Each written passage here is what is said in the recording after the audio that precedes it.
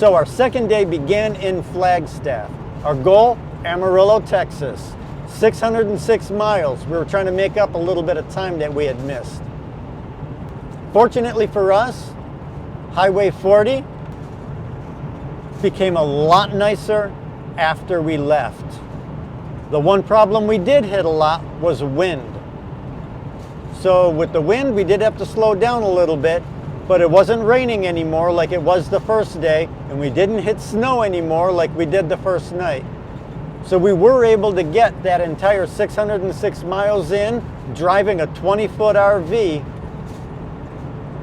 in one day. And that's the plan. That is the plan right now. It's 4 days to drive across the country in an RV with a car following behind. As I did say, we're not using the RV to its fullest extent. We're not taking showers in it, so we've actually put some luggage and gear and stuff in the shower. We're barely using it to cook. We just used the cooktop this afternoon for the first time to cook something. We have used the microwave more often. Hold on, I got some turns here.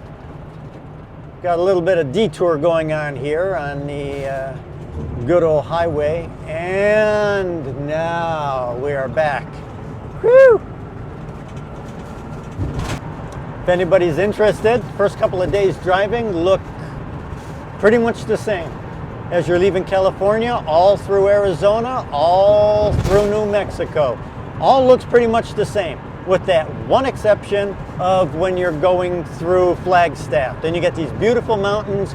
We happened to go through when it was snowing, so we had some beautiful snow-capped mountains and beautiful trees. Looked like a Christmas postcard. Now that's all behind us, and then you're back to the desert scape again. Moving across the country never is going to be an easy decision. It was made easier for us because our current bosses have actually allowed us to continue working for the company remotely. Now, we might not be full-time, but at least we're going to have something already established when we land in Tennessee. I know a lot of people get to Tennessee and they're starting from bare scratch. We were very fortunate. We are professional video editors and professional videographers. And it's the editing that our prior bosses have said that we can still do remotely. For the last year and a half during the pandemic, we've been doing almost all our editing from our kitchen tables. Our boss figured, well, we haven't been in the office much for the last year and a half anyway, so if we can manage it from Tennessee, why not? So we're very fortunate that way. I know a lot of people are not, and that's got to make this decision a lot harder. That actually made it so much easier for us. We wanted to move. We had actually already decided to move, and we waited a couple months before telling our bosses because we weren't really sure how they were going to take the news. I've been with the company for 21 years. My wife's been with the company for 9 years. It's not easy to walk away from that and to say, okay, we're just going to be off on our own now. We were very fortunate that our bosses actually treated us like friends and said, we'll do our best to keep you on. So far, that seems to be the case. The reason we waited till the second week of December is because we had a couple of commitments at the end of November. One of the commitments was a wedding that we were filming the Saturday after Thanksgiving. It went spectacularly. The other commitment was the very next day, the Hollywood Christmas Parade. I've been the lead editor of the Hollywood Christmas Parade for the last 10 years.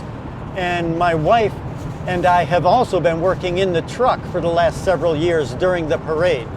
So we had told our bosses, after we told them we were leaving, we said, we can stick around to help get this show finished, edited, and delivered.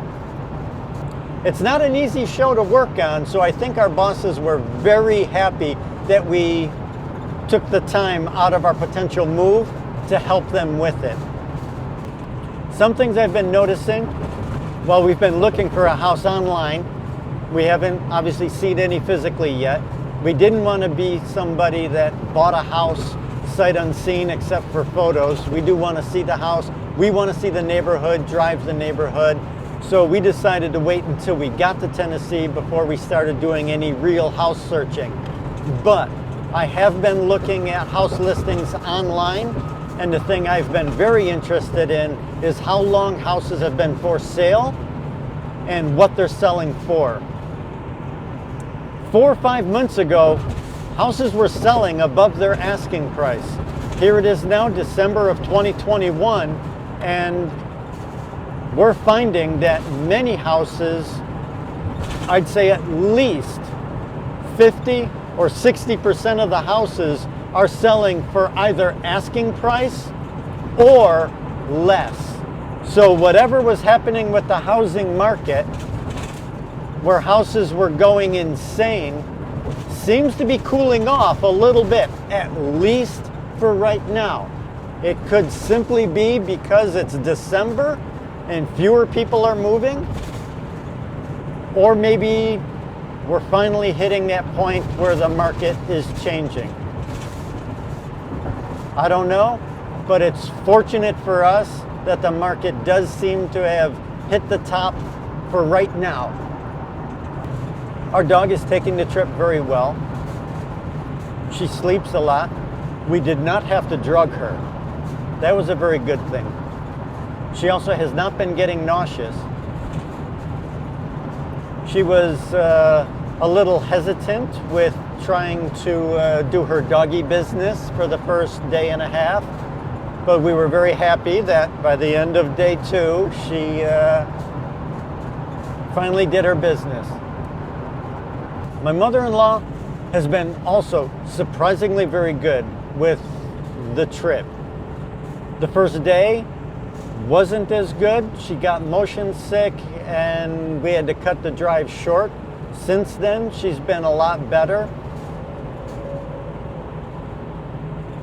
Kind of makes us think that it wasn't only motion sickness on the first day, but since we were approaching Flagstaff with an elevation of almost 7,000 feet, she might not have been accustomed to the elevation. She did say that she was having a little trouble breathing, just like a little shortness of breath. So if you're traveling with an elderly person, that is something to consider.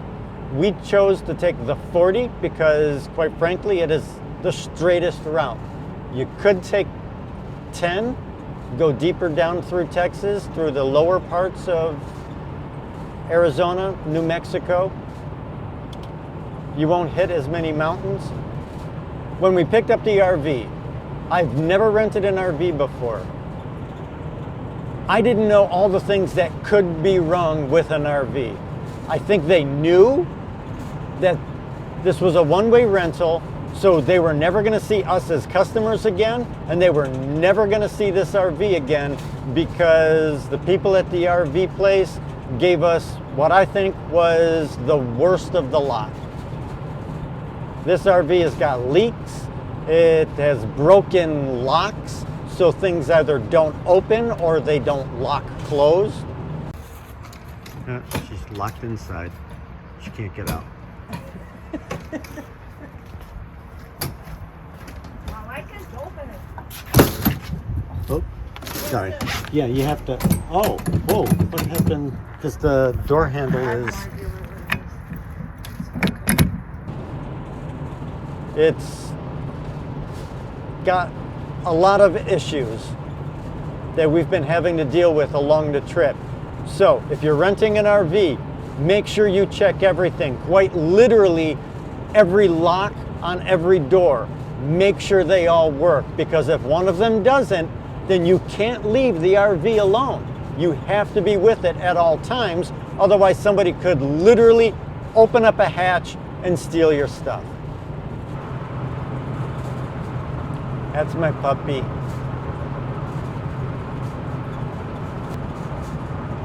So the big question, how's the drive? Day 1, leaving Los Angeles wasn't bad. We left very early. Getting up through San Bernardino, just like any highway, bunch of traffic. Once we got on Highway 40, it was pretty rough. A lot of people have complained about potholes or the road bouncing them all around. I haven't really experienced that. It is rough though, and when you're driving an RV, it makes a lot of noise. So day one, we left Los Angeles. It was raining, and the road wasn't that great. So we did cut the drive short, only made it to Flagstaff. Day two, the wind was really bad. Ooh. Ooh, hey, arr, arr, arr. Oh.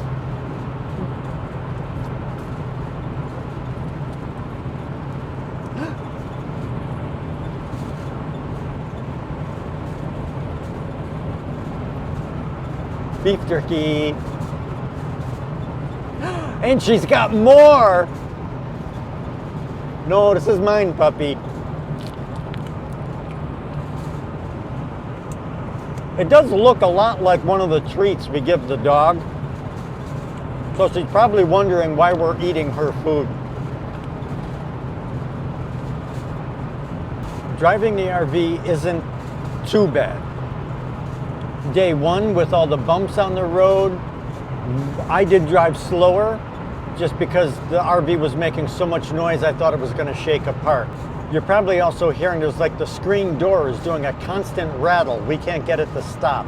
The microwave and something else back there was also making constant rattle noises. I started using business cards and pieces of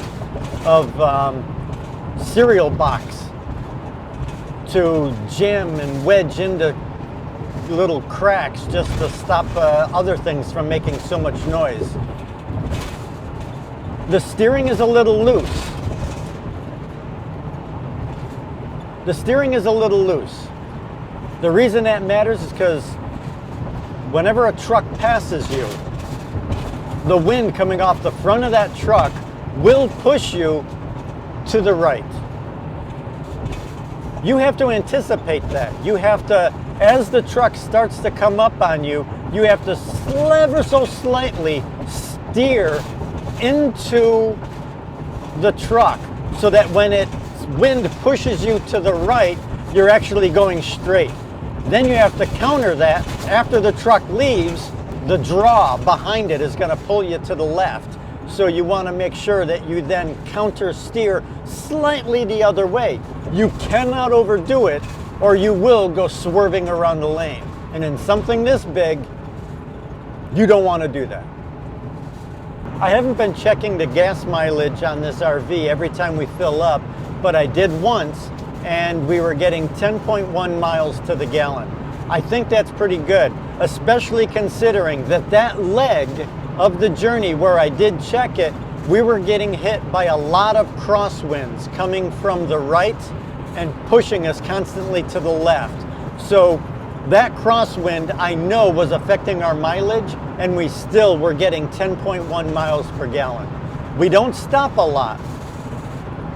So that might be another reason why we're getting better mileage than a lot of people who might be getting off the highway to explore areas along the way. We're not doing that. We are literally on the highway, we get off the highway, stop at a hotel, and then we get right back on the highway. Here's one of those trucks. I don't know if you can see, but I'm steering away, and now after he goes, I can feel it pull to the left, so you have to ever so slightly steer back. And if you rent an RV, don't do like I did and just look at everything superficially. Take a really good look at it, because quite literally, as I am driving right now, I am looking at the part of the RV that hangs over the cab of the truck, and I can see screws coming out of it. It is quite literally coming apart. They gave us, as I've said before, the worst one on the lot. I am sure of it, because they didn't have to worry about us being repeat customers. Talk to you tomorrow.